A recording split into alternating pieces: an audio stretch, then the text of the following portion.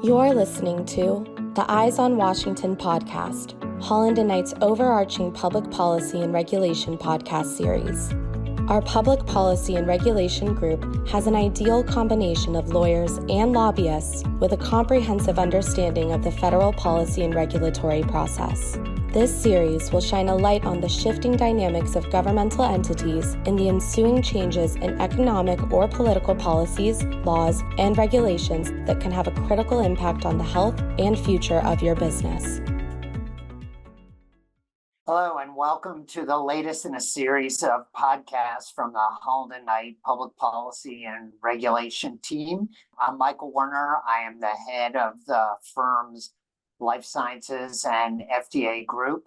I am joined by three of my colleagues today, Sara Klock, Josh Odintz, and Ed Perlmutter. And we're going to be talking about the new proposed rule issued by the U.S. Drug Enforcement Administration on May 16th of this year that would move marijuana from its current classification as a Schedule I drug to a Schedule III drug. So under the Controlled Substances Act, a Schedule I drug has no currently medically accepted use and a high potential for abuse. Schedule I categorization means that not only is marijuana use, which would include sale, distribution, as well as ingestion, it's illegal federally, and also it means that researchers face strict restrictions regarding access to the product. And it means that businesses that manufacture, distribute, or sell marijuana are unable to access the U.S. banking system, leaving businesses in the 31 states that have legalized marijuana unable to access safe banking. So as I noted, marijuana is scheduled as a Schedule I drug federally, but 38 states currently allow marijuana use for either medical, recreational purposes, or both. So we're going to talk today about the new DEA proposal and its impact on federal regulation of marijuana, as well as the implications for state regulation. We're going to talk a little bit about the fact that the DEA action could have an impact on U.S. tax policy, as well as banking rules. And it's important to note at the outset of our conversation, this is a proposed rule from the DEA, and it is absolutely subject to change. So why don't we start with you, Sara? Why don't you provide a few more details about what the DEA proposal would do? Thanks, Michael. Let me just back up really quick so everyone understands how marijuana/cannabis, I probably am going to use these two words interchangeably, but we'll define them shortly, how cannabis ended up as a Schedule I drug. So Congress actually enacted the Controlled Substances Act in 1970 and placed marijuana as a Schedule I drug then. So DEA has not rescheduled or descheduled marijuana as the plant since. DEA has taken steps to schedule specific drugs that either contain marijuana or are synthetic THC as a Schedule I drug, but otherwise hasn't really touched cannabis at large. So I just want to talk about some definitions before we go through the rest of this, just because it is going to be very definition specific.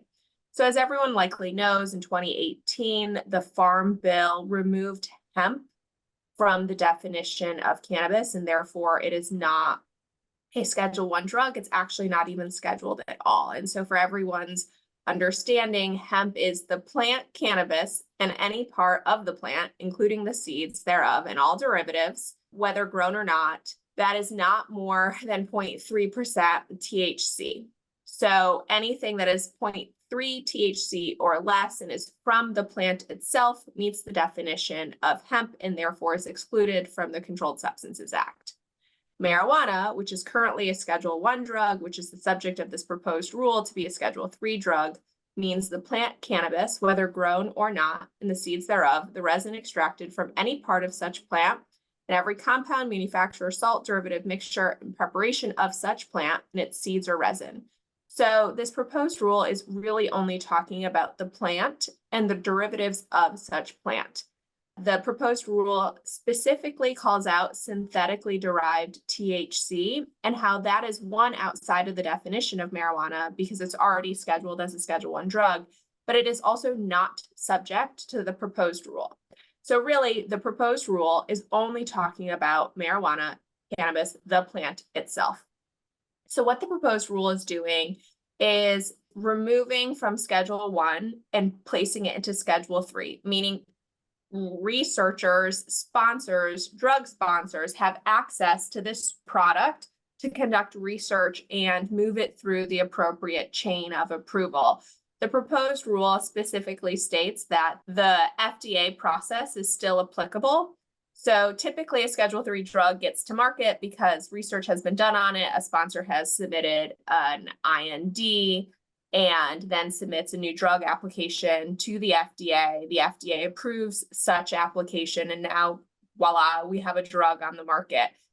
What's going to be really interesting here and what the proposed rule does not discuss is what do we do about the 38 states that have a legalized marijuana system and what that means from an FDA standpoint, because all of those products in those 38 states suddenly aren't going to have new drug applications before the agency being the FDA, and suddenly aren't going to be approved. One other note I think here is that this is really uncharted territory to remove such a hot topic drug to a different schedule. And ultimately, the Attorney General has the authority to reschedule a drug. However, the Controlled Substance Act defers this to DEA, and to reschedule, DEA essentially defers to HHS, who defers to FDA. So there's a lot of agency interplay here, and a lot that is going to happen before this final rule this proposed rule gets finalized. The comment period is open until July 22nd. As of this morning, there were over 7,200 comments submitted. We only expect more comments to be submitted, so the actual process here is going to take a long time. One other thing that I think is worth noting is that the proposed rule also leaves open the notion to request a hearing. So any interested party or person may request a hearing with the DEA to provide factual evidence and expert opinion on this specific issue. So there's really two routes to get your voices heard here. The first would be to issue or submit a comment, and the second is to go before a DEA administrative law judge on any evidence that you would like to enter the record. And both are unknown. So there's a lot that's going to happen here and a lot that we don't know. So thanks, Sarah. To unpack some of what you said, there are a couple of different issues that I want to get back to. You talked about the comment period. So basically, stakeholders have the opportunity now to submit comments for the record to the DEA. The DEA by law is required to read all the comments and respond to them. So number one, that means that any business or really individual that has a concern about this has the opportunity to comment, and those comments will be heard or will be read by the agency. And the second is where we started out, which is that we've got a long way to go, and this is just a proposed rule which could be changed depending on lots of events, not the least of which is the public comment period. I want to turn to Josh here for a second. So we heard Sarah talk about the proposal from DEA. The DEA is not the Internal Revenue Service. It is not a tax agency. DEA is deferring to HHS, which is deferring to FDA, but the IRS is not involved. And yet, if some of the provisions in this proposal become the law of the land, it could have tax implications for businesses. Can you explain what some of those are and perhaps even what some business might think about doing in the interim period? Yeah, absolutely. So there's a provision in the Internal Revenue Code, Section 280, capital E, that denies a deduction or credit for any amount paid or incurred in carrying on a trade or business consisting of drug trafficking and controlled substances. And it defines controlled substances as meaning a substance within Schedule 1 or 2 of the Controlled Substance Act. And I think it's kind of important to understand the history of this provision. It's a rather interesting story. So there was a gentleman named Jeffrey Edmondson who was arrested for trafficking in a variety of drugs, including marijuana, cocaine, amphetamines, and the like. And Mr. Edmondson recognized that he has taxable income. He learned a lesson from Al Capone: make sure you file your tax returns and report your illegal activities. When he did so, he also claimed that, look, not only did he have income, but he had deductions related to his trade or business. He rented an apartment, and that was his place of doing business and selling illegal substances. He also purchased a variety of equipment to conduct his business, including scales, packaging, a telephone, and a car. And he successfully prevailed in the U.S. tax court in 1981, claimed that he was entitled to these deductions. The tax court agreed. The tax court did not allow him his miscellaneous business expenses for meals and entertainment, because those required strict substantiation or receipts. So then Congress responded. They were horrified that Mr. Edmondson was able to deduct these expenses. And so 280 Cap E denies ordinary necessary business expenses other than cost of goods sold for purposes of taking a deduction under the normal provisions in the tax code. So to date, those who are in a marijuana business, who are either growing plants, manufacturing products, or have a storefront, have been unable to take those deductions and have had effectively a gross revenue tax. So now going forward, if the regulation is finalized to reschedule marijuana from a Schedule 1 to a Schedule 3 drug under the Controlled Substances Act, that will change the ability of taxpayers to deduct these expenses. So it makes sense at this point for taxpayers to begin collecting receipts, to begin tracking expenses, to, in the case of meals and entertainment, in dealing with potential customers or et cetera, it's important to retain those receipts to be able to verify that, in fact, those expenses occurred. So taxpayers should also consider filing a protective refund claim in case they're close to a statute of limitations period running.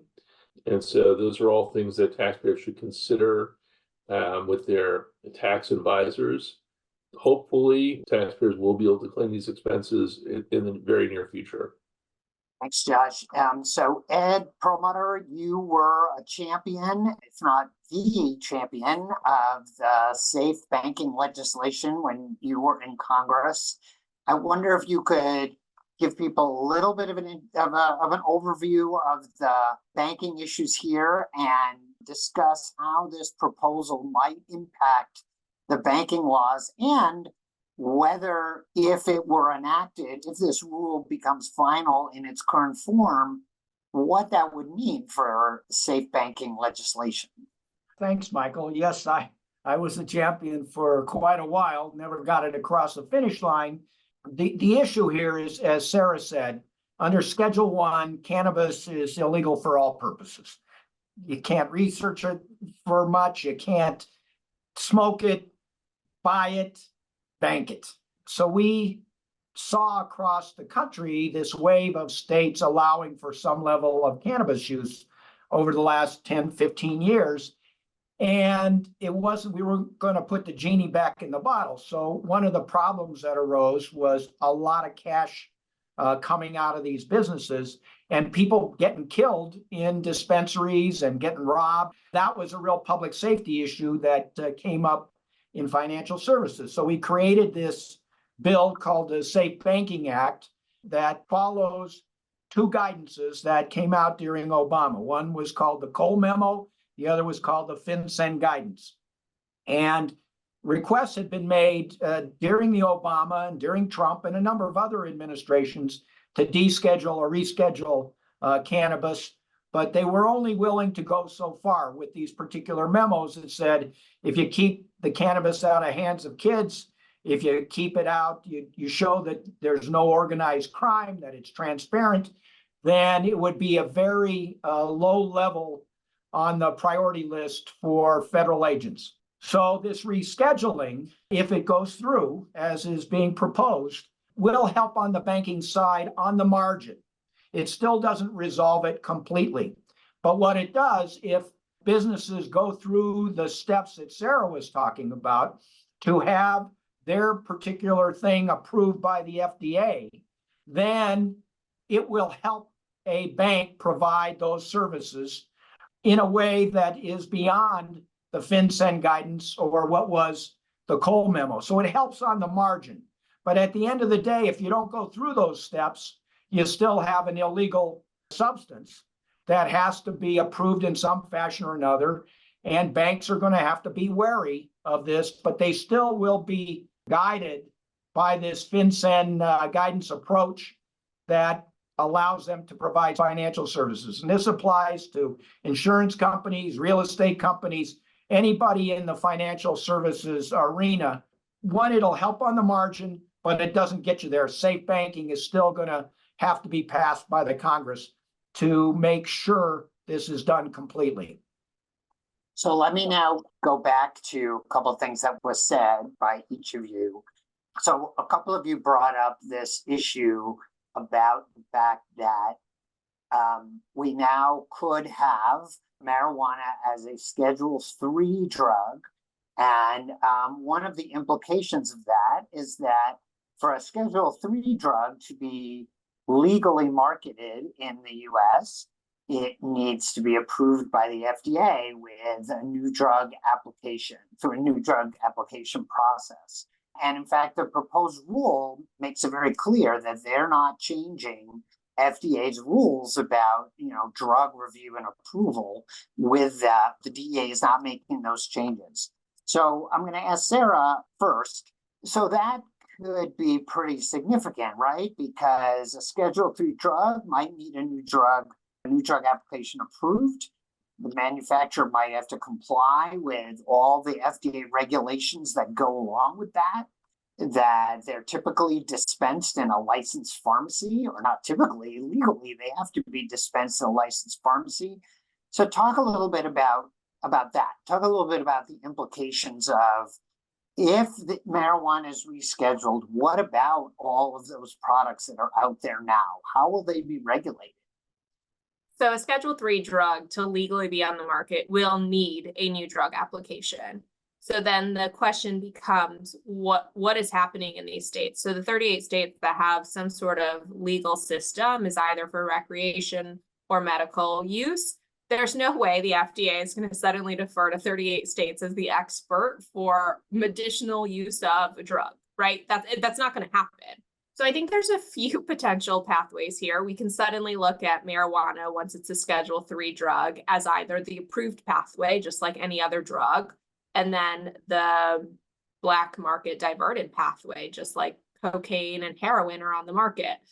I don't think it's going to be that way. It doesn't fully make sense, but I don't think the agency here, again, being the FDA, is going to suddenly allow this federal preemption argument that the DEA has always had to sit aside here. I think it's possible either legislation could occur or the Supreme Court could occur here, right? Some sort of legal authority outside of the AG here to try to figure out the nuance between the state markets that exist and the federal market. It's also possible that suddenly somebody could claim that all of these products are dietary supplements or food, but there's a whole issue as it relates to CBD, that there is a drug exclusionary rule in place that once a product is already on the market as a drug, it can't therefore be on the market as a food or dietary supplement. I think that's another avenue to at least consider, or a new dietary ingredient notification. But you can't make these claims about pain, cancer, sleep maybe, but pain and cancer, that if the product isn't a drug, right? So I think there's a lot to be unknown here. I am not aware of any other plant as a whole that FDA has approved for a drug, right? I think the best equivalent would be poppy, but poppy is heroin, and heroin is still a scheduled drug. I think Schedule I or II. So, I think at the end of the day, we don't know how this is actually going to play out for a lot of the market. But right now, what we do know is what the law says, that any Schedule III drug on the market will need a new drug application and an approval by FDA to legally be on the market. So Ed, I'm going to turn to you. It's hard to imagine Congress just stands on the sidelines here. You talked about safe banking is still needed, and presumably the congressional allies and supporters of that agree with you, right? That that's still true. But what we just heard was that we might need Congress to sort of step in here in terms of a pathway to approval for some of these products. We might need Congress to step in the sense that we've got all these states that have stepped forward, and you're from Colorado, which was right there at the beginning. So can you talk a little bit about what you see in Congress here in terms of when they get back from recess next week, how you think this proposed rule is going to play over the rest of the year? Yes, sure, Michael. I think that Congress is going to look at this closely, and they might come up with some sort of language to expedite FDA approval or rulemaking, or, they could do like I said but I was part of Congress at the time that the agriculture bill was passed and hemp was just defined out of cannabis. Just said it's not cannabis, it's not a drug, forget about it. Now, there have been some troubles with that. There's been some need for regulation across the states, and there is some activity in the Congress with the Farm Bill right now on hemp and how to try to put some parameters to it. But I think Congress will look at two things. They're going to continue to look at the banking piece of this. There's no question about it. It needs to get resolved. And there are still a number of paths that Congress could follow. The bill itself, safer banking, is farther along than it's ever been, having passed Senate banking. It could be passed in the ordinary course through regular order out of the Senate to the House and then on to the White House. So it's in a position to do that over the course of the next few months or till the end of the year. It could be attached to some big must-pass bill. That's been problematic in the past, the NDAA. But this holds true for some kind of fix to what Sara was saying, to have the FDA approve new drugs in effect, because there's, I don't know how many compounds out of cannabis, 560 or something like that.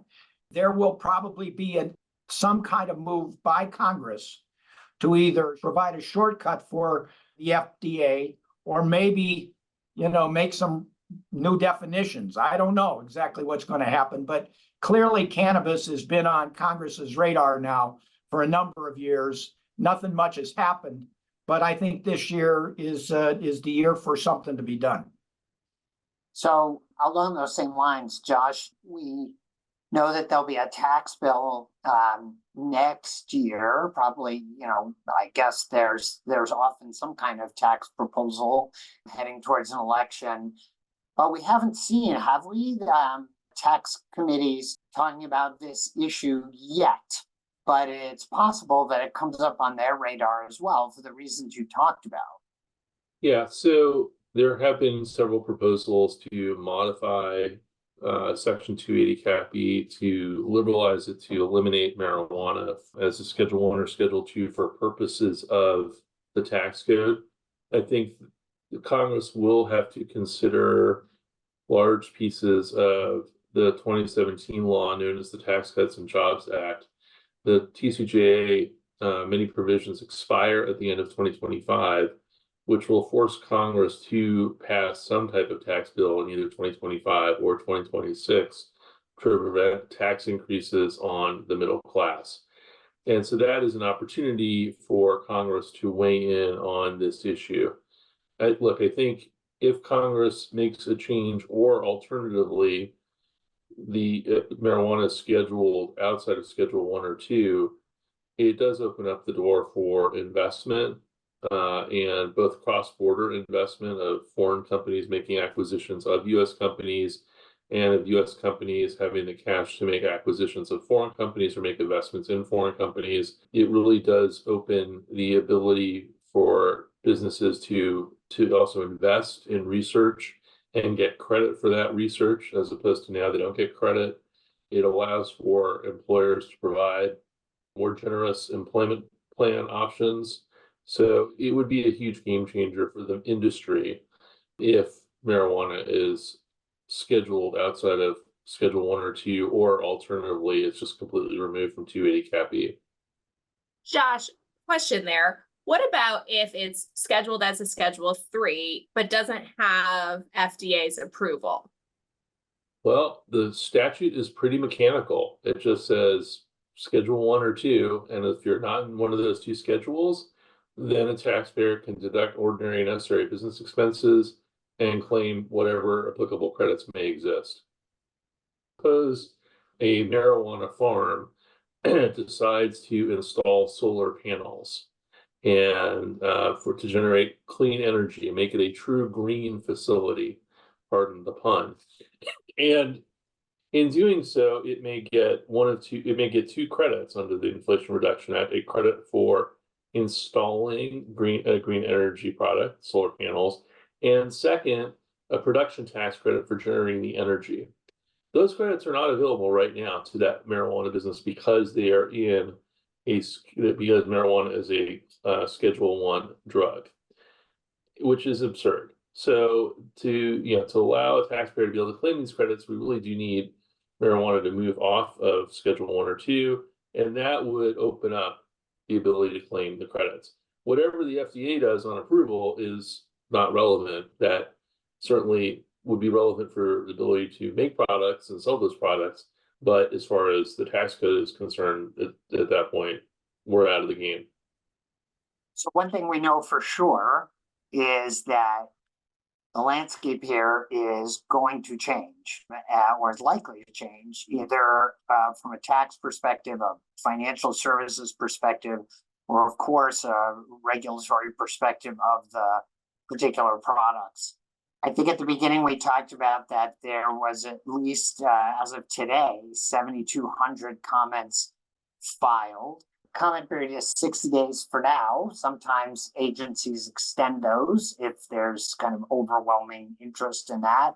But I think the significance of that is that it's going to take the DEA quite some time to get through all of the comments, which means that I think, to me, it means that, number one, stakeholders have the opportunity to start planning now for some of these potential changes. They have the opportunity to go to Congress or perhaps go to the agencies and try to influence how things go forward. And so it also means that nothing is likely to happen very soon. And that this is, I think we said at the beginning, this is the first step in what's likely to be a very long process. To close, I'm going to ask each of my colleagues here for kind of a prediction, if you will, and we'll just have some fun and say, if we were doing a podcast on January 4th of next year, what do we think the landscape will look like in terms of all of these issues, the regulatory issues, the banking issues, the congressional issues, the FDA issues? Where do you think we're going to be January 4th? So about 8 months from today, 7 months from today. I'm going to start with Sara. Well, I think we'll be a lot colder because it'll be January. Depends where you live. So the FDA issues aren't going anywhere. No matter what, a Schedule 3 drug is still going to need a new drug approval to get on the market legally.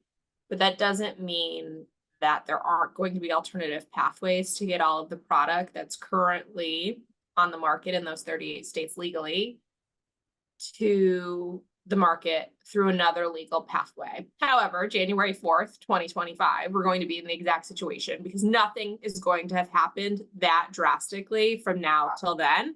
But I think it's possible in a year or 2 years that the landscape will look a little bit different. Josh? So I'm not an FDA person, will not play one on this podcast. However, as a tax lawyer, I'm going to look further ahead 2 or 3 years. I think we're getting close to the tipping point where something has to be done either legislatively or alternatively regulatorily on marijuana. And so I think we're close, and I hope within 2 or 3 years those changes have been made. And then there's a big question that the IRS will have to address. How do you deal with all the open audits and the audits for open statute years? And I think that really Congress could play a positive role and close off those years for purposes of denying ordinary necessary business expenses. And alternatively, the IRS could issue helpful guidance on its own. But I think that is the next issue, is how do you eliminate the backlog, which frankly would help a lot of businesses in the sector. Ed. Okay, well, I've always been the eternal optimist on this because I think it's just something that is long overdue from happening. So I think, first of all, I think safe banking in some form will pass by the end of the year. Now, I've said that for a number of years and I haven't been right. But I think the pieces are there to get it done. I think this administration has shown a willingness to move this subject forward. I know Congress has been willing to move it forward. The Senate has actually taken some steps to move safe banking. I think in conjunction with that, and I don't know exactly what it looks like, Sara would have a better idea. I think there will be some recommendation from Congress as a way to move the FDA process forward quicker. I don't know exactly what that is. Science is what it is, and it will take the time, to study it and do it properly. But I think there will be some recommendation, similar to your question, Michael, about is there a way to move this faster, to shortcut some of the steps that ordinarily are taken in approval of a drug. So I think things are going to move forward, and that's my opinion, and I'm sticking to it. Well, I'm going to say, as part of my prediction, something that nobody said, which is that I do think that at some point during the presidential campaign this fall, we're going to see at least one of the candidates talk about this issue in some capacity. And I think that goes to what I think you said, which is that we're coming close to the point where national laws start to change on this topic. But I think the consensus amongst all of us is that there's a lot of moving parts. There's going to be a lot of activity over the next several weeks, months, maybe a year at the various federal agencies, at state level, in Congress. So stakeholders really shouldn't sit on the sidelines. This is the opportunity to step up and step in and learn more about what's happening and try to influence that. Of course, our team here at Holland and Knight will be tracking all of these developments. We'll be significantly involved. So if anybody has any questions, you should please feel free to reach out. And with that, we'll close the podcast. Thanks everyone for listening, and have a good day. Thank you for listening to the Eyes on Washington podcast, brought to you by Holland and Knight's Public Policy and Regulation Group. For more information on our Public Policy and Regulation Group, please visit hklaw.com/ppr.